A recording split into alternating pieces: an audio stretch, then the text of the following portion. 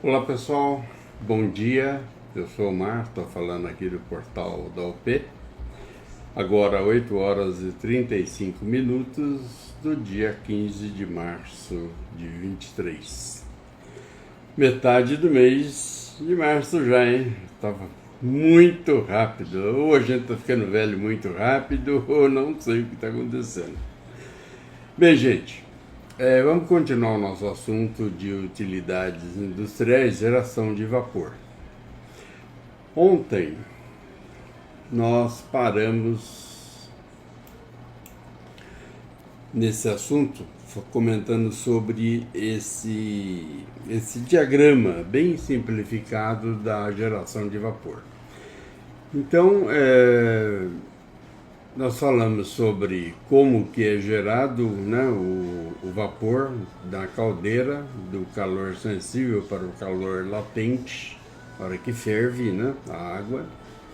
Como era o sistema de ignição, né?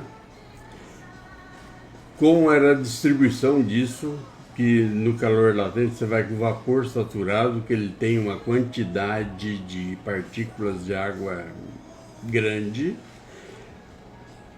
e ele é distribuído, né, para os pontos de consumo. Até eu havia comentado que seriam pontos de utilização, mas é melhor a gente comentar como pontos de consumo. Bem, gente, aí o vapor saturado vai para esses pontos de consumo, só que quando ele passa e realiza um trabalho, uma troca de calor, pode ser uma estufa, pode ser um banho-maria, olha, tem uma série de aplicações, né, que você utiliza o vapor saturado. E ele vai condensar, ele condensando ele vai para o desaerador, do desaerador são separadas as partículas indesejáveis e ela vai para um tanque. Esse tanque mistura com água desmineralizada, que também não tem sais, e é bombeado para dentro da caldeira para poder aquecer. A grande vantagem, quando ele passa pelo desaerador, o retorno de condensado, essa água já está aquecida. Então você consome menos combustível para aquecer, porque ela entra na caldeira já com uma temperatura maior. Beleza? Então tá. Bom, grande vantagem do vapor saturado. O vapor saturado você tem controle sobre ele. Ele tem uma curva que trabalha em função de temperatura e pressão. À medida que você aumenta a pressão, você aumenta a temperatura e assim por diante. É uma curva, né, muito legal. Isso aí a gente não vai entrar em detalhes sobre isso, mas que vocês fiquem sabendo. À medida que você aumenta a pressão, você aumenta a temperatura. Então, se você tem 10 quilos de vapor, você tem uma temperatura X. Eu não lembro agora de cabeça quanto. Se não me engano, uma temperatura de 10, 12 graus a mais, né? 110 no caso. Se você tiver 11 quilos, aumenta mais um pouquinho. 12 quilos, mais um pouquinho. Então, você tem uma correlação entre pressão e temperatura. Então, você pode controlar a troca de calor que você necessita no seu processo. No caso do vapor superaquecido, você não tem esse controle. Você não consegue controlar porque ele não tem a partícula d'água. Então, ele é seco e fica estável, né?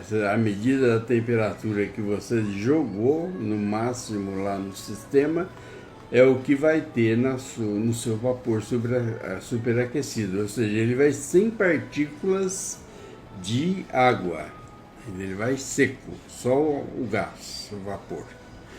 E como que a gente obtém ele? Olha, quando você pega o vapor saturado que está os gases, não, o vapor saturado que está saindo da caldeira e você faz com que ele passe pela exaustão, pelo próprio sistema de exaustão de gases. Então o próprio sistema de exaustão, você gera ali um trocador de calor. Então aquele vapor que está saturado com partículas d'água passa dentro da exaustão que vai para a chaminé, num painel dentro, um equipamento, onde ele vai aquecer um pouco mais, porque são os gases de aquecimento que você está jogando fora para a atmosfera, via chaminé. Então você aproveita esse superaquecimento, esse vapor saturado, passa por dentro dessa serpentina, desse equipamento, ele troca calor e ele já sai praticamente seco, sem partículas, né, d'água. Aquelas partículas que estavam no vapor saturado são eliminadas quando você passa por esse segundo aquecimento. Aí você manda para o seu ponto de consumo. Normalmente os pontos de consumo de vapor saturado são para gerar movimento, né? Uma turbina, por exemplo, não tem aplicação de controle de temperatura para alguma coisa, justamente porque ele não tem partículas d'água. Ele não é um vapor saturado. O superaquecido só serve para movimentar alguma coisa, um sistema mecânico, no caso aí uma turbina que vai gerar eletricidade, e também não vai danificar, porque como ele não tem essas partículas, ele vai seco. E esse seco que vai agitar as pás desse equipamento rotativo, que gera uma eletricidade ou uma atuação mecânica, sem que haja problema de oxidação, ok? Pelo menos por um grande tempo. Bem, gente, essa é a utilização do vapor superaquecido, né? A gente tem um assunto legal, que é o título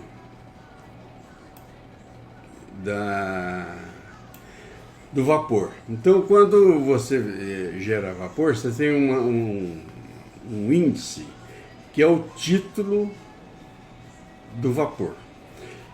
Então, o que é isso? É a relação de massa de vapor sobre a soma de massa de vapor e massa de líquido. Então, por exemplo, se você tem metade da massa de líquido, 50, mais metade da massa de vapor, somando os dois, ela dá 100.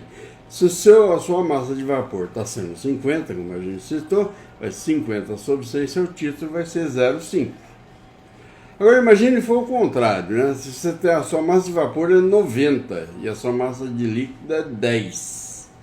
Então o seu título vai ser 90 sobre 90 mais 10. Né? 90 de vapor dividido por 90 de vapor mais 10 de líquido. O título vai ser 0,9.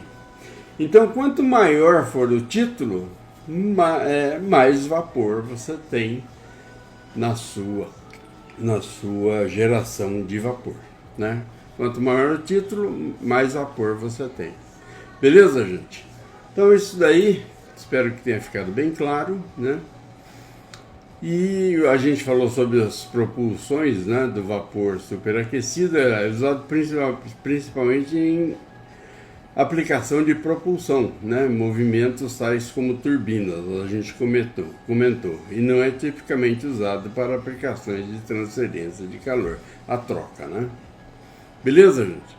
Bom, a gente espera que essa pequena explicação já tenha esclarecido, né, ou fique esclarecido para vocês aí nossos companheiros, né, de página, né? E agradecendo bastante, a gente vai voltar amanhã a conversar um pouco mais sobre isso, um pouquinho mais detalhado para a gente finalizar esse assunto. Gente, espero ter atendido aí o que é geração de vapor saturado, o que é vapor superaquecido. Um grande abraço, PT, saudações, tchau!